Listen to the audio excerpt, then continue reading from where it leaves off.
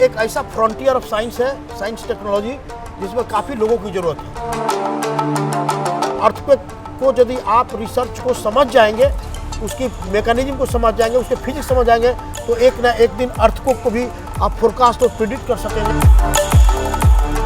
इकलौता solitary centre बना जो देश का, जिसका मैंडेट है अर्थक्वेक को डिटेक्ट करना, अर्थक्वेक को रिकॉर्ड करना, अर्थक्वेक के सिग्नल को उसको एनालिसिस करना।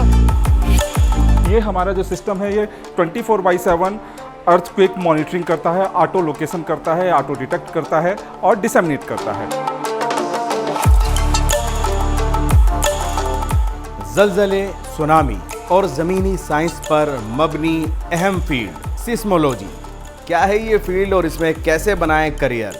देखें इस हफ्ते प्रोग्राम रोजगार से कामयाबी तक में, बरोज़ जुमा शाम 7:30 बजे और सनीचर दोपहर 12:30 बजे, सिर्फ डीडी उर्दू पर।